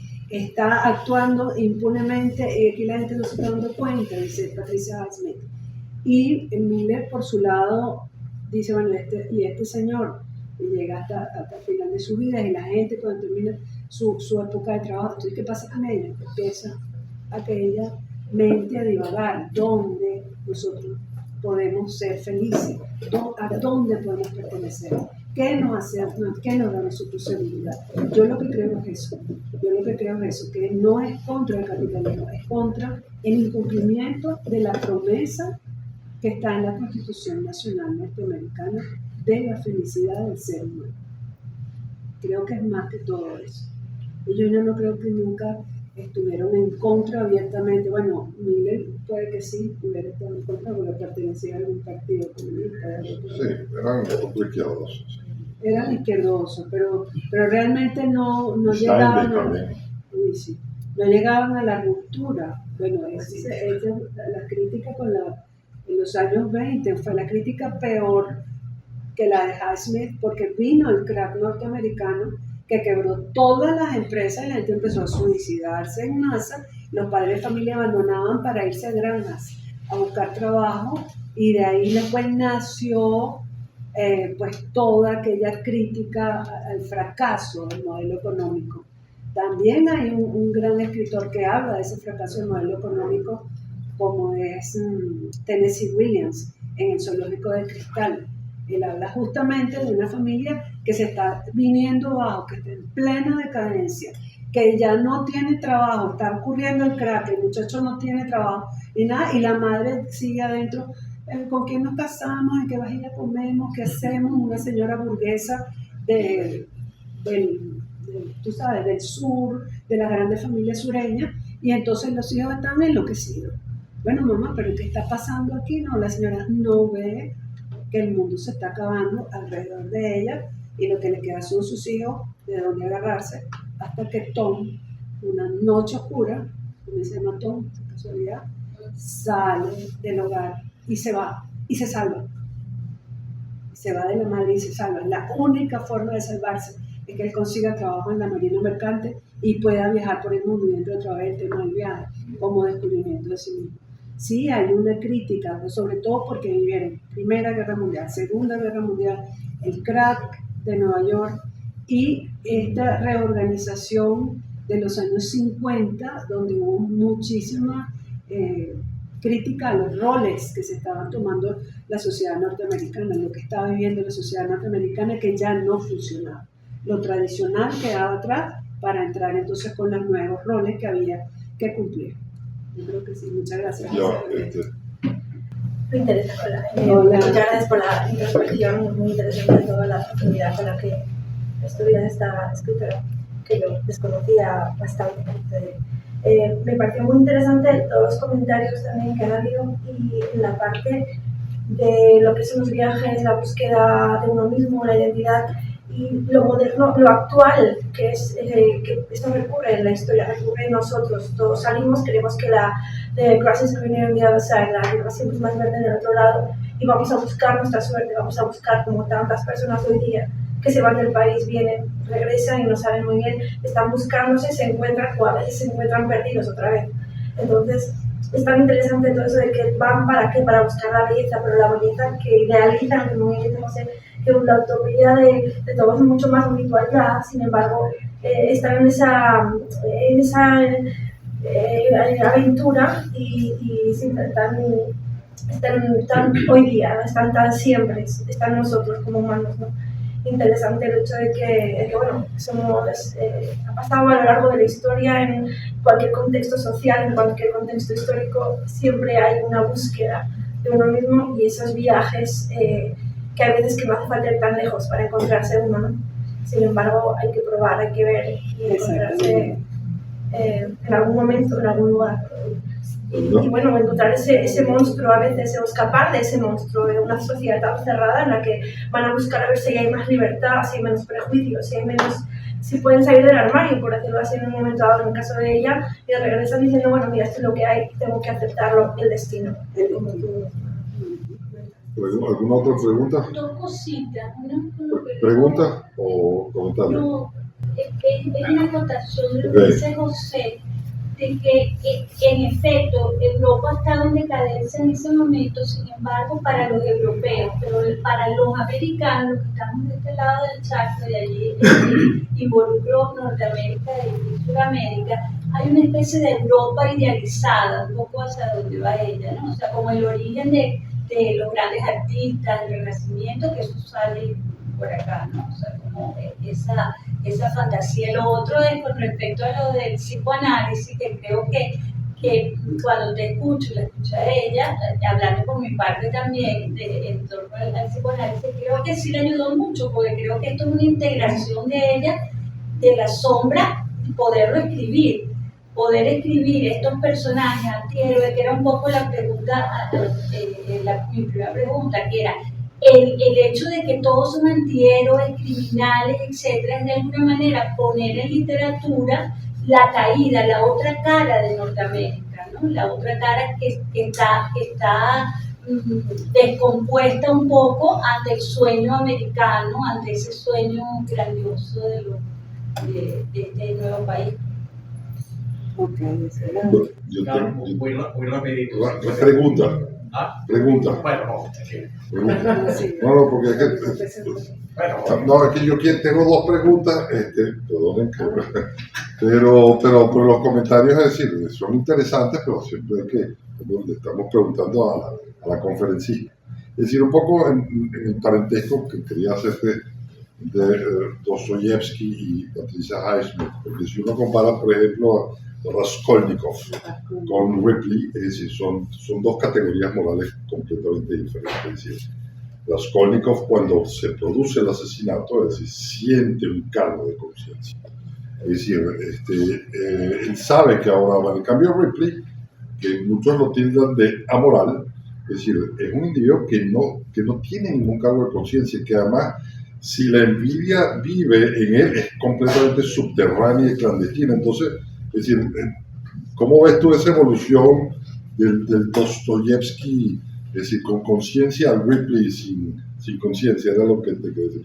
Y la segunda es lo que se ha dicho mucho de Patricia Highsmith, que si no hubiese sido escritora habría sido una delincuente. Ese es psicoanálisis. Exactamente, vamos a empezar por la última. Si no hubiera sido escritora, yo no sé qué hubiera tramado su vida, pero hubiera sido terrible, ¿no? Se dedicó a la escritura, gracias a Dios. Sí, pero bueno, no, sí, lo que pasa es, por supuesto, que ella desde su visión moderna, ella va a construir un criminal muy diferente, por supuesto. Un criminal que no va a creer en nada, que no va a tener escrúpulos de ninguna especie, que no va a tener ningún sentimiento de moralidad, pero sin embargo, ella de alguna forma trata de justificarlo un poco como Dostoyevski, vamos a justificarlo un poquito, que se puede matar por razones humanitarias.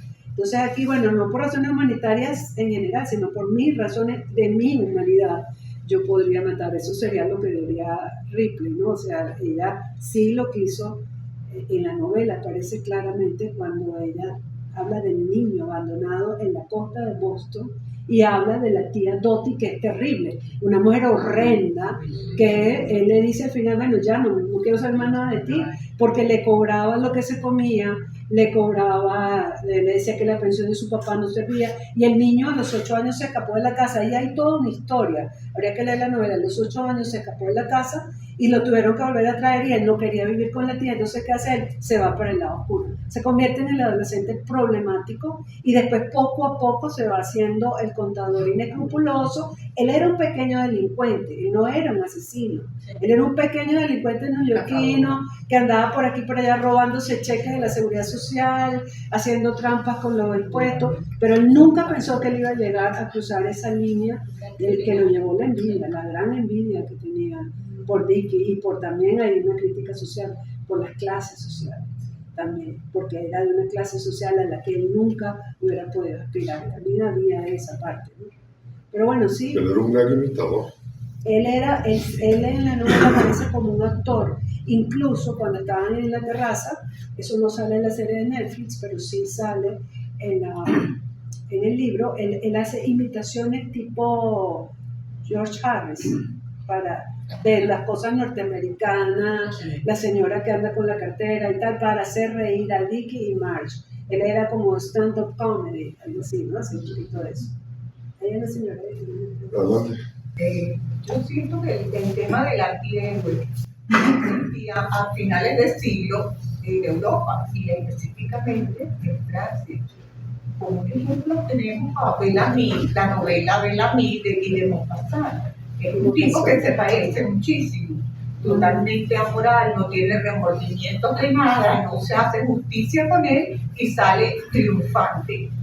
No sé si lo recuerdan y puede hacer la comparación. Sí, claro. Aquí tenemos un especialista en literatura francesa que pudiera darle respuesta a ese personaje, a esa pregunta. Adelante, profesor. El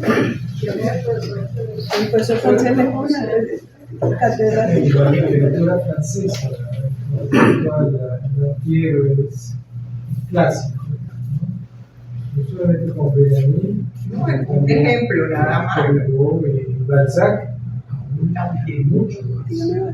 Entonces, yo regreso a esa idea de la decadencia. La literatura europea, francesa, por ejemplo, siempre ha querido retratar la decadencia del ser humano, porque es lo más atractivo para la creación literaria. Y además, ¿quién no va a amar a Mefistófeles, no? Porque los ángeles, bueno, ahí están, hacen su papel, pero no son nada interesantes. Pero el diablo sí es muy interesante. Y cuando la profesora habló del mal, que es más astuto que el bien, es cierto. Se lo puede preguntar, bueno, ahí está Bellamy, ahí está la novela de Balzac, La misma Madame Bovary. La misma Madame Bovary. Madame Bovary, sí, Un antihéroe. ya es otro aspecto ya que tiene que ver con diferentes maneras de conseguir. Por lo menos hubo remordimiento. Sí, bueno, se suicida. Pero ahí está en la literatura francesa el clásico. Sí. Desde la figura de la oscuridad. Así es. La oscuridad es más llamativa y por eso Patricia Highsmith es una gran escritora, porque trabaja justamente con la oscuridad que reside en el ser humano, que todos llevamos adentro. Y de pronto en algún momento nos podríamos identificar con Ripley, porque de alguna manera todos llevamos un Ripley interior, dual, ambiguo y que usa máscaras para engañar. Y bueno, Así es el mismo mal. la esencia del mal es disfrazarse, ¿no? Exacto. Cambiar de máscara.